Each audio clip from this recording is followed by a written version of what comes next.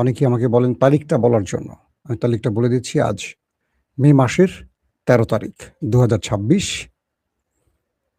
এই দিনে চীনের উদ্দেশ্যে উড়ে আসছেন মার্কিন প্রেসিডেন্ট ডোনাল্ড ট্রাম্প। ভিডিওর নিচে কিন্তু তারিখটা দেখা যায়। তারিখটা বলি আর না বলি দেখা যায়। আপনারা দেখলে বুঝবেন কতদিন আগের ভিডিওটা। তারপরও আজকে থেকে আমি চেষ্টা করব মনে থাকলে প্রতিদিন বলার। কুয়েত ইরানের ৪ জন ব্যক্তিকে ধরেছে। তারা কি ইরানের গোয়েন্দা নাকি আইআরজিসির সদস্য সেটা স্পষ্ট নয়। তাদেরকে কুয়েতের বিরুদ্ধে ষড়যন্ত্রের দায়ে আটক করা হয়েছে। কুয়েতের বিরুদ্ধে ইরান কি ষড়যন্ত্র করছে?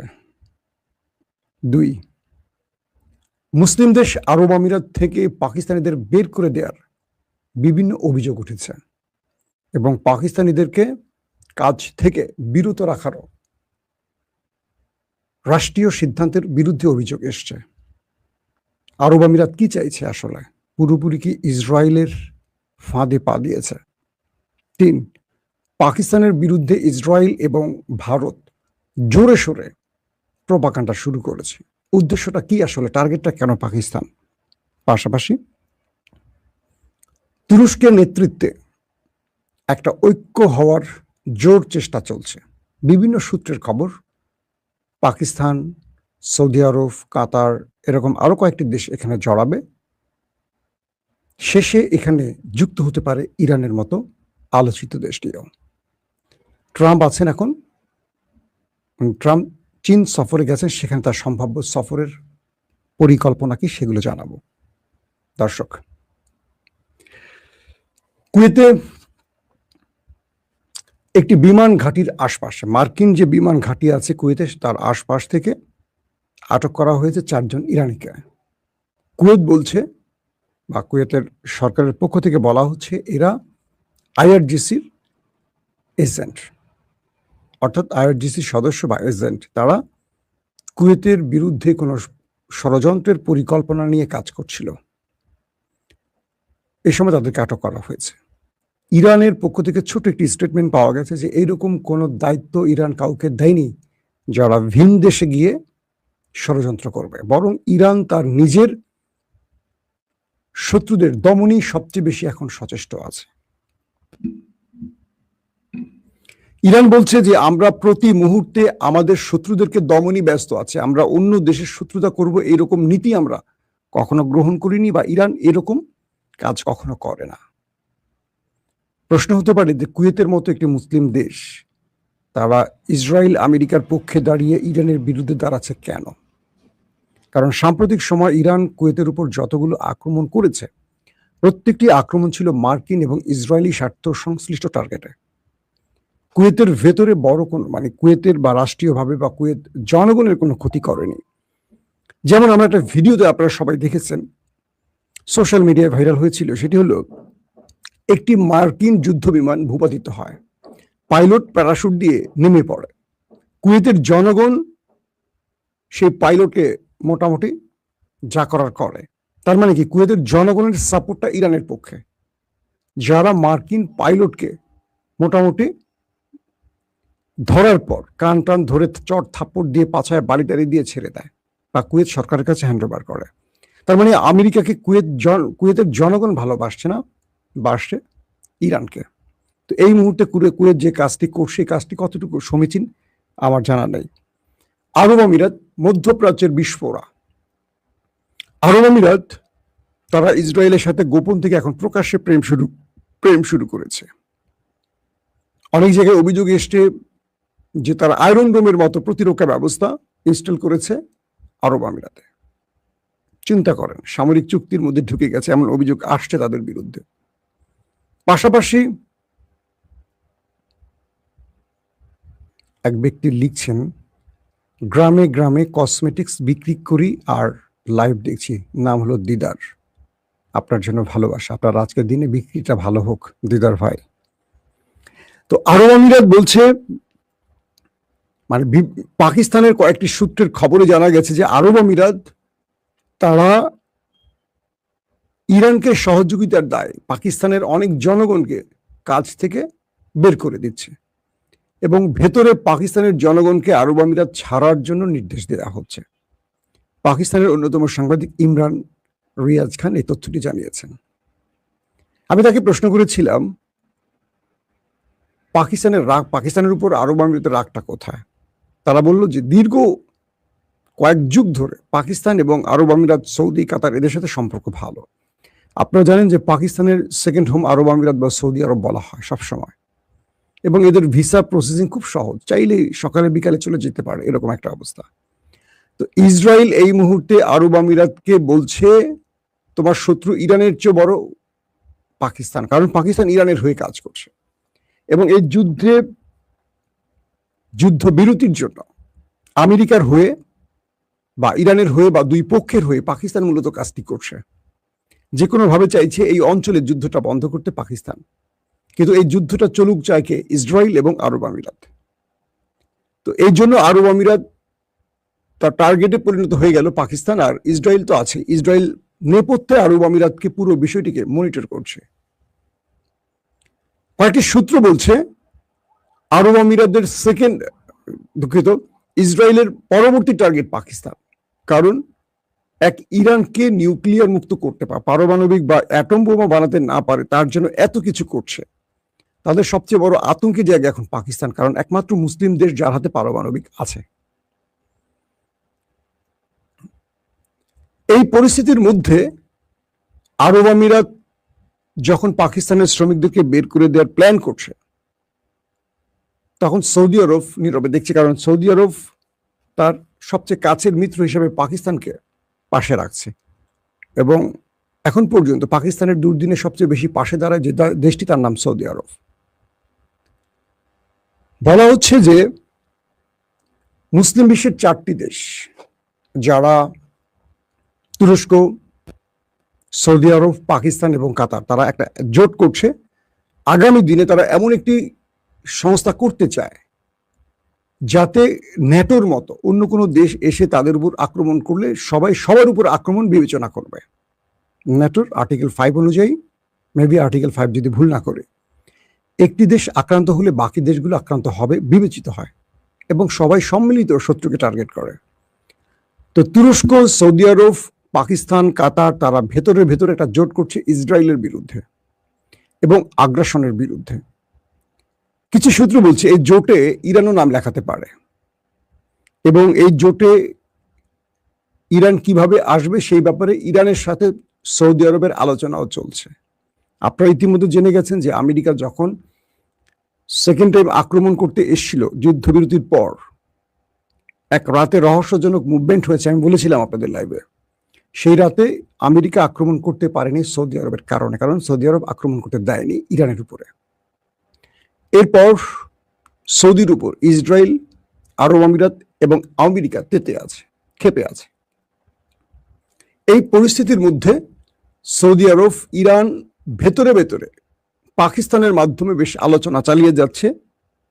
পাকিস্তান দুই পক্ষের মধ্যে সমন্বয় করে বার্তাগুলো আদান প্রদান করছে এবং পাকিস্তানের পররাষ্ট্রমন্ত্রী, ইরানের পররাষ্ট্রমন্ত্রীর মধ্যে একাধিকবার টেলিফোন কথা হয়েছে এবং প্রিন্স ফয়সালের ছেলে ফারহান,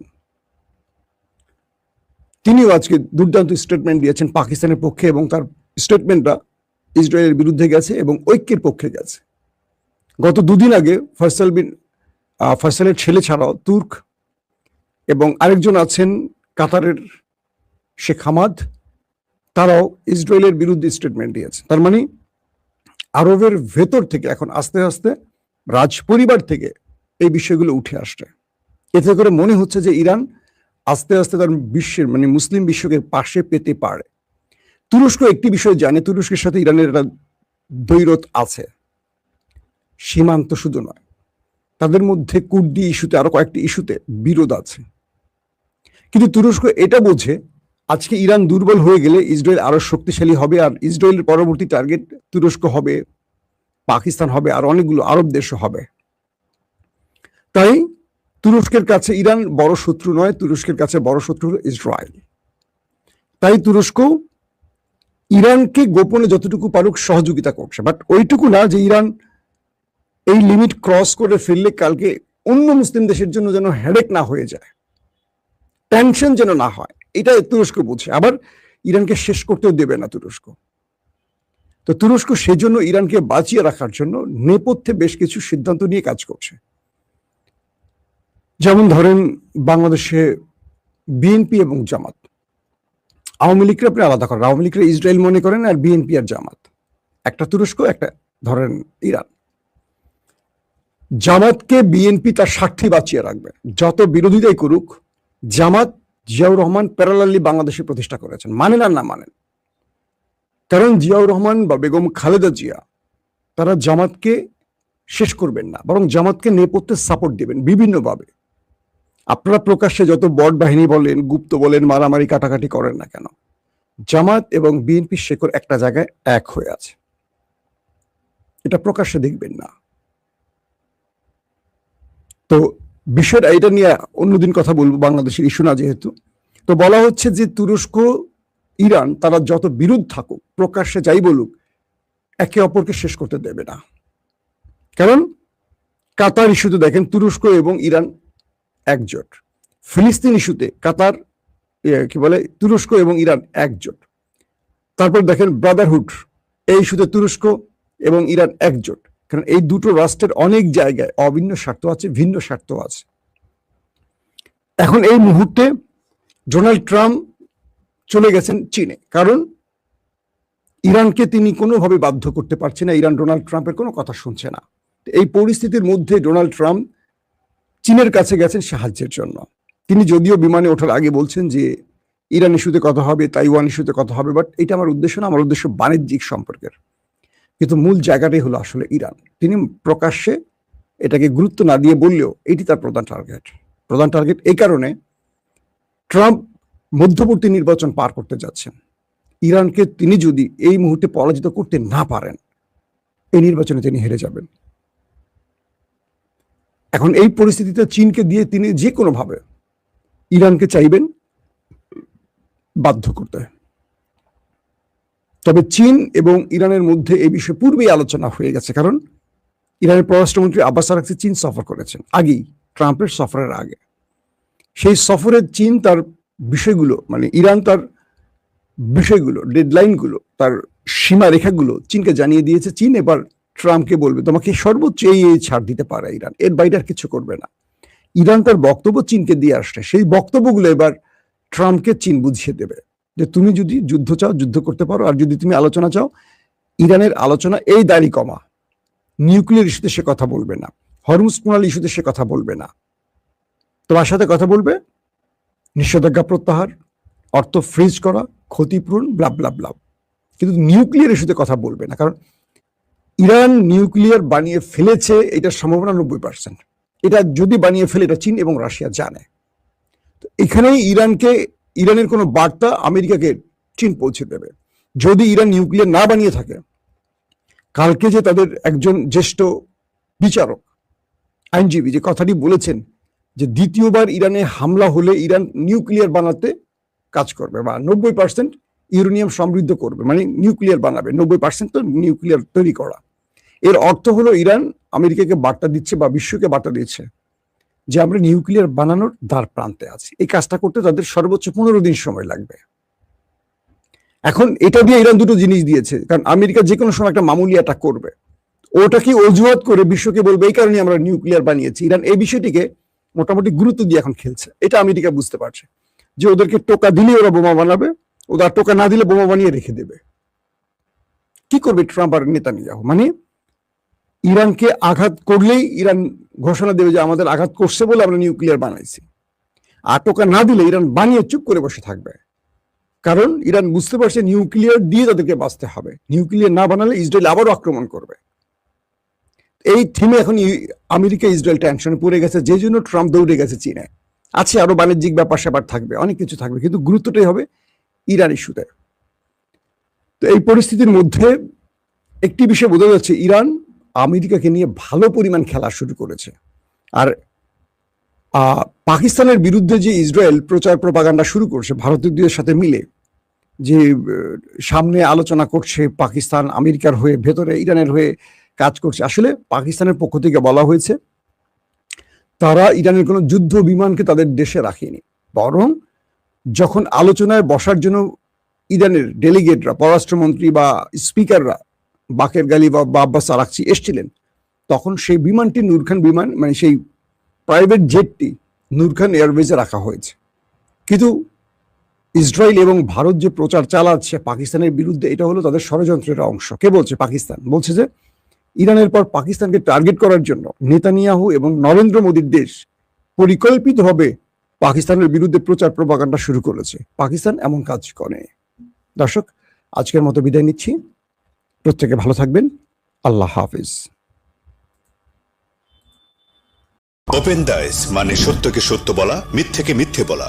আমরা শোনা কথা নয়, চোখে যা দেখি তাই বলি।